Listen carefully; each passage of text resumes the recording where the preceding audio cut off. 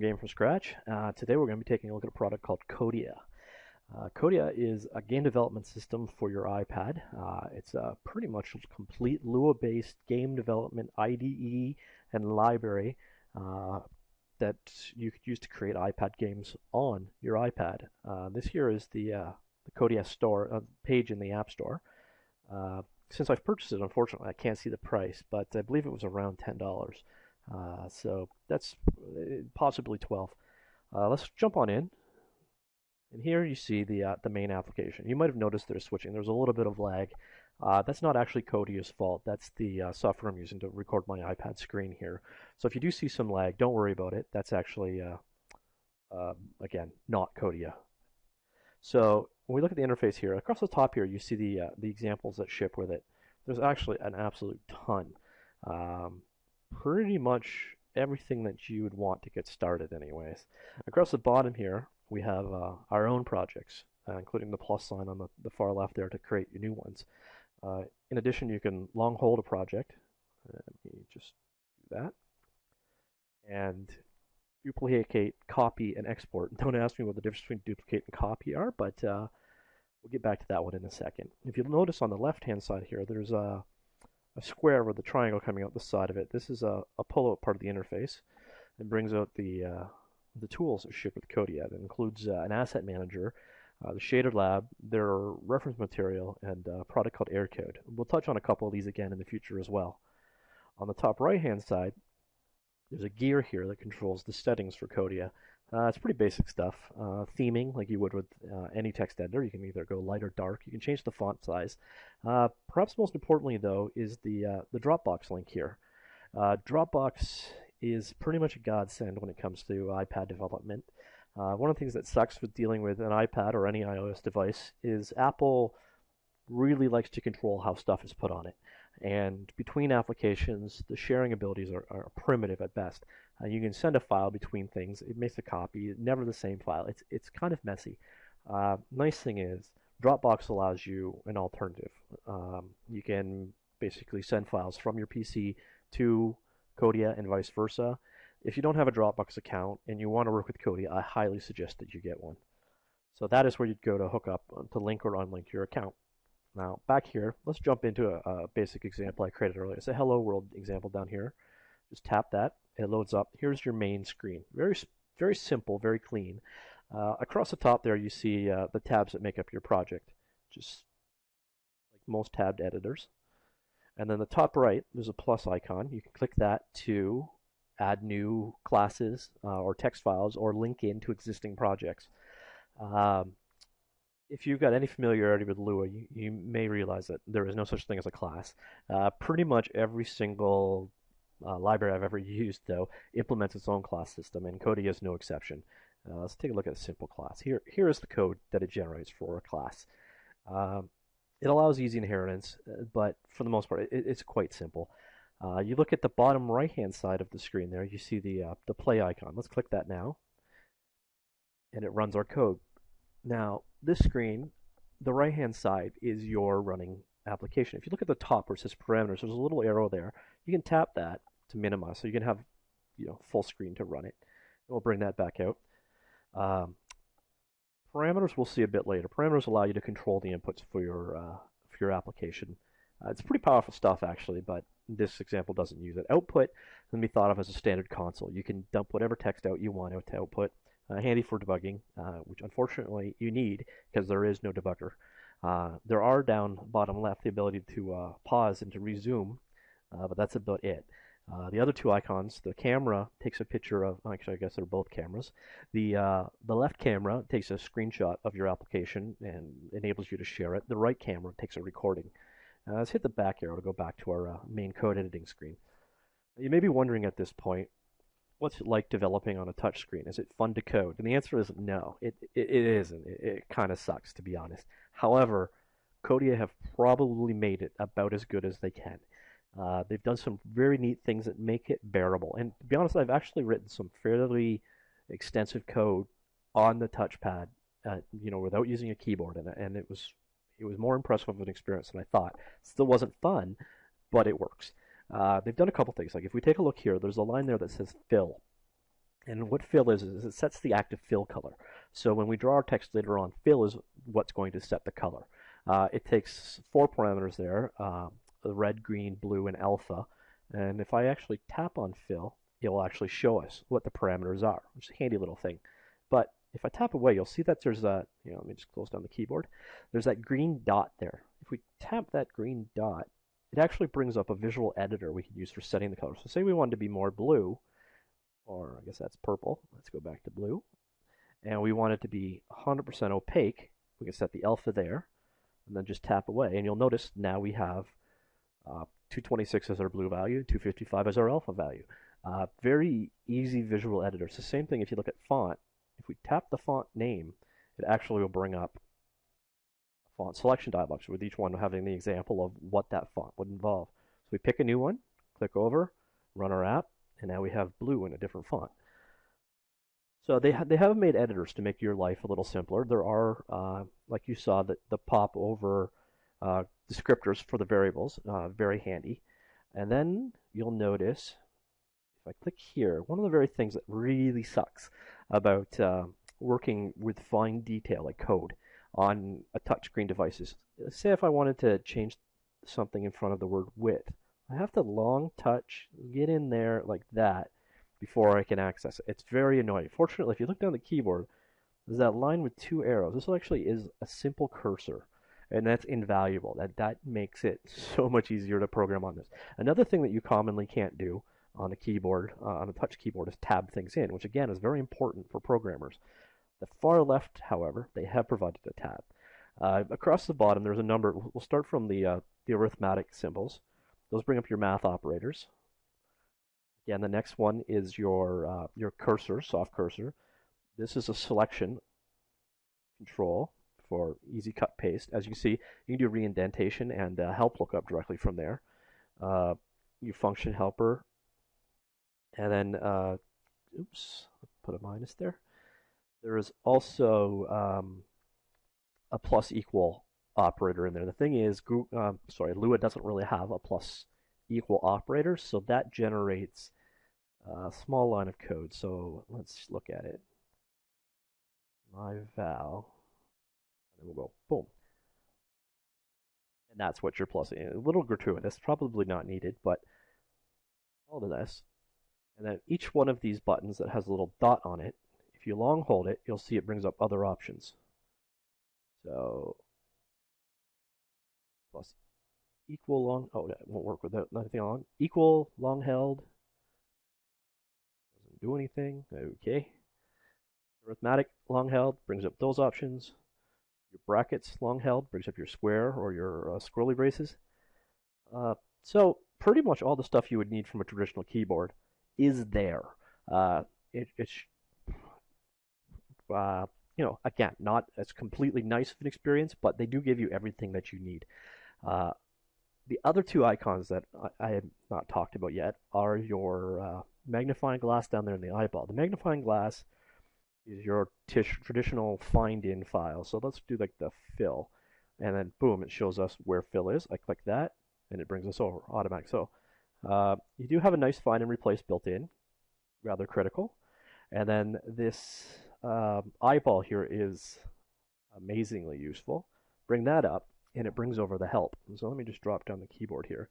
This is the reference we saw earlier on the left-hand side. You can actually bring it up while coding, and that makes it a lot easier to learn this stuff. So let's say we want to figure out how to put a sprite on screen. Let's go to the graphics. And we got to locate the entry for sprite. It's right down here. So we see a sprite takes a sprite, name, and then coordinates. Now let's open that up, and we get a bit more of a description. Now the reality is a sprite might not work exactly like you're expecting. It's not a variable. It's more like a stamp. So we're saying draw a sprite, not create a sprite, if that distinguishment makes any sense to you. But let's go ahead and add one here now. Bottom line here. Let's just go in SP. Now you'll notice at the bottom there's this green selection list there. That's basically your code suggestions. So it does have autocomplete, very handy, especially when you're typing on a touchscreen again. So let's go and we'll hit Sprite, and then now I'll hit the parentheses to start it up. So there's our basic sprite with no parameters. Once again, if I tap here, let me close the keyboard down. If I tap inside the parameters for Sprite, boom, we have another selection list. This is the assets thing we saw earlier on the left-hand side we never went into. Um, you can access documents locally, so your camera roll basically. You can access Dropbox, which we hooked up earlier. Um, and then they've got some free assets built right in for you. Most of it's a lot like the Kenny NL stuff. You've probably no doubt seen it already. But you can download and include it right away. Very handy to get you going. So let's go ahead and use a sprite out of this Tyrion remastered list. Just tap it. You see the list of options in that. Go ahead and pick one. Tap it. And then boom. So there's our sprite. Comes in and says it. Go to the end of the line. Cursor back one. And let's put in some coordinates. So 200, 200. Now this is of some importance for coordinate system. The Codea itself uses OpenGL style coordinates. That means the origin is at the bottom of the left-hand corner of the screen. However, the pivot point or the point that your thing is drawn relative to is its middle. So when we say draw this sprite at 200 and 200, it will draw it centered 200 pixels up and 200 pixels right from the bottom left-hand corner. So let's go ahead and run that. Boom. There we see it in progress. Now, the idea of working on a touchscreen keyboard may really turn you off. Now, fortunately, there are a number of options here. First, what I'm going to do is go ahead and turn on my Bluetooth keyboard here. And it's now turned on. Give it a sec to sync. Then boom, there it's synced. So now I'm typing with a Bluetooth keyboard. And as you see, a lot faster, a lot more convenient. But most impressively, I can actually shift and select. The N key works, page up, page down, things like that. So you actually have a full laptop-like experience emulated when you use a physical keyboard. When you do plug a keyboard in, it does become a very, very similar experience to working with a laptop. However, there is one other option they provided. Let me just kick my keyboard off, and then you'll see soft keyboard automatically pops back up. Close that out of the way. Now, let's jump out of this project. Hit the little X at the bottom left-hand corner. Maybe I should get rid of the help first. All right. Click the X at the bottom left-hand corner, and we're back to the main screen. Now, I'll pop out that controls from the side and fire up air code. All right. So here you see it's telling you to go to your browser at that address. We're actually recording this on my computer, so here I am going to, flip over to a web browser, the world's greatest website, and go to that address.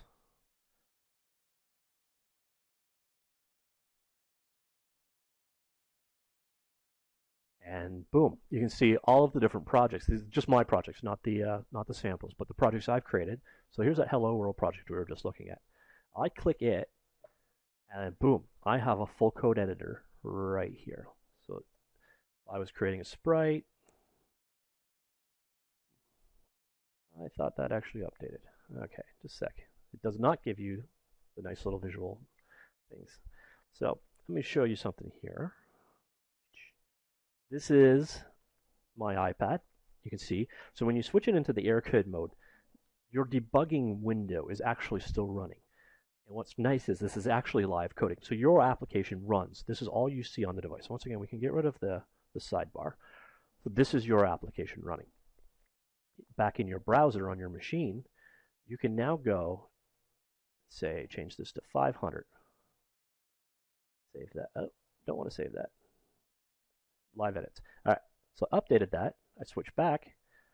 Boom, it's moved.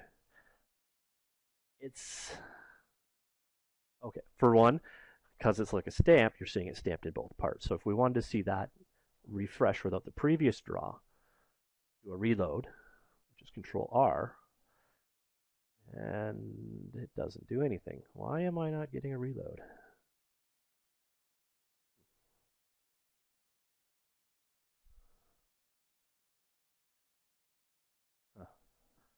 Okay, ignore that part of the example. It was pretty terrible.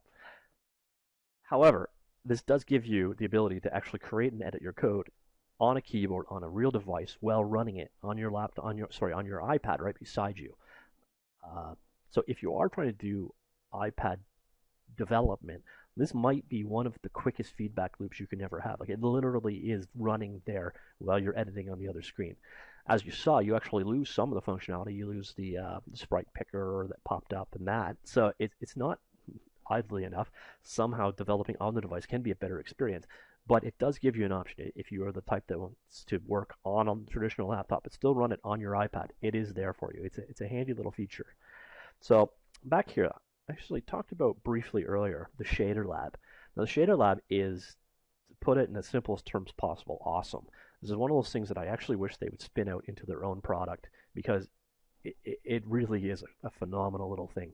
And what it is basically a GLSL editor. And I actually did an article about tools for shader programming about 6 months back. And in my researching, I found that the amount of tools out there for this are kind of appalling. There's not a lot of options. There's Apple makes one. There's a bunch of stuff that NVIDIA or ATI used to make, but there's not a lot of really good shader editors. And then there's this little guy that's built into Codea that is just a great little real-time feedback loop for creating shaders. Now let's take a quick look. Let's go into basics. And actually, you know what? Basics is kind of boring. Let's go into effects. So you kind of come in here and you see we've got 3 built-in: swirl, ripple, and electricity. Let's go to ripple and we'll edit it. So on your right-hand side, and again, this is the recording aspect of the screen. On my screen, that shader is very smooth. Unfortunately, streamed across the network, not so much. But what you see on the left-hand side is you got your vertex and your fragment shader code. On your right-hand side, you're seeing a real-time result of running this code. So this is a great little tool for actually writing GLSL shaders. One of the best I've seen. As I said, I really kind of wish Codea would, or Take-Two would take and spin this, not Take-Two. Regardless, I really wish they would spin this off into its own product. I would definitely be in line to buy this. Again, your different shaders, and then go over here and you see your binding. Your binding is the parameters that are being passed into your shader. So you can go in here if you want, and we'll take the frequency and change it up to, say, 5, and then boom, instant feedback. It's just an impressive little thing that they've built in. Couple other options here.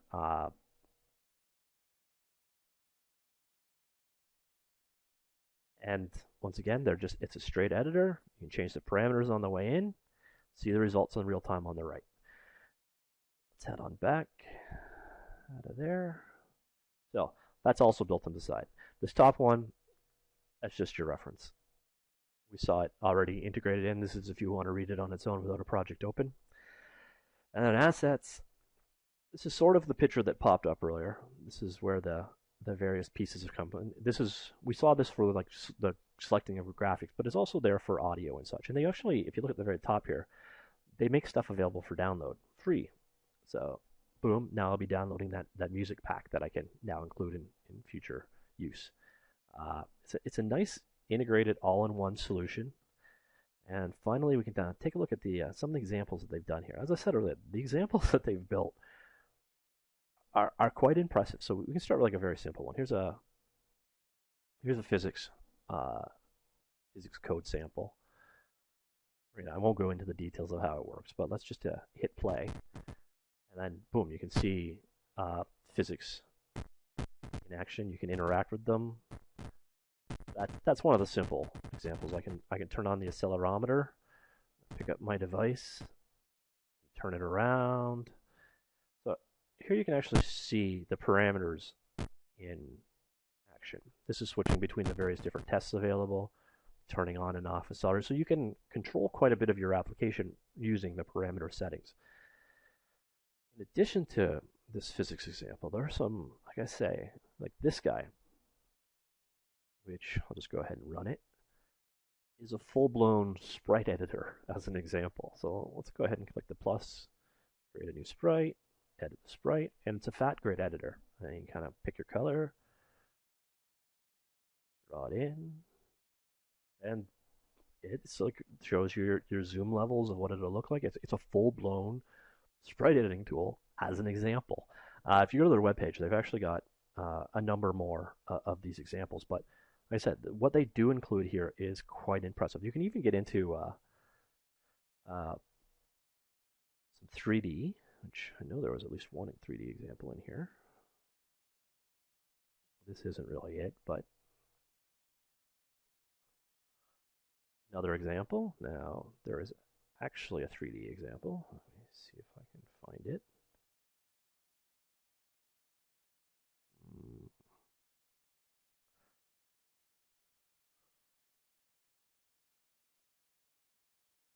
Now, don't get me wrong, this is very much a 2D oriented game dev system like that. The libraries are 2D focused, but as you can see here, you can actually do a hell of a lot. Now, you will also find, though, there are a couple of somewhat glaring flaws in the library too.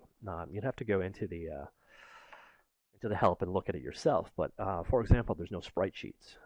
There's no tiled map support, so you can't load a TMX file out of the box. However, adding this functionality is almost always an option. You have the full Lua kit there, so you do have access to file system, or at least as much as iOS allows you. You have access to network. You have all these things, so you can kind of roll your own just about anything. As I said earlier, there's no sprite sheet support, but here playing around one night, I created this little example. And this basically loads up and creates a mesh and then divides the mesh based off of UV coordinates to turn it into sprite. So it is, if I actually show that, oh, I missed. I don't know if that'll, if I go to my documents, that's the sheet I'm using. It's the one on the left-hand side there. It's a 5x5 grid of bird sprites. And then all you do is you take a mesh, you use UV coordinates to draw each individual grid, and they'll go ahead and run it. And boom, you've got animation from, you recreated a sprite sheet using highly performant mesh subtexturing. So it's missing some things that I would think would be there out of the box, especially, like I said, sprite sheets and such, but rolling your own when they are missing is quite easy. And at the same time, the community itself has provided a lot of source examples. So I know someone has written a TMX importer, for example. So if you do need tiled maps, the community has provided that. All told, it's a very impressive package. And one thing I didn't even touch on, let's go back to our Hello World, for example. That export option. And we see, again, we got copy and duplicate, and I'm not really sure what the difference is, but we also have export. And what export allows you to do is package this off as an Xcode project. This means if you have a Mac, you can actually bring this into your Mac. I believe it's all, I think it's Objective-C code as the loader, but it might be C++. I forget at this point. But it gives you a full project that hosts your Lua package, so you can now extend it however you want. You can add in-app purchase or Facebook integration or whatever other extensions you want, and you can continue developing it then on your desktop, and you can bundle it for deployment to the App Store. There are actually shipping projects made with this product. So if something's not here, you can actually create extensions on your desktop and add them in. You can extend your project for deployment. You can make it, I believe, run on Mac as well as the iPad, but I don't want to be quoted on that one. But this export status turns this from being a prototyping toy to an actual game development system. You can create commercial games with this thing. The performance is there.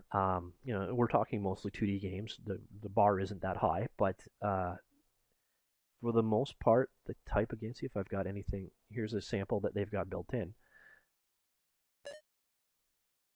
You can create bona fide, full-blown games with this thing. It's got the functionality to do it.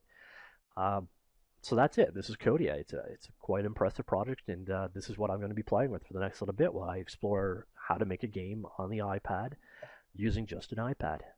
Thankfully, Codea exists, because if it didn't, I think I would be done that series already. Hope you enjoyed that. Stay tuned for more. Thanks a lot.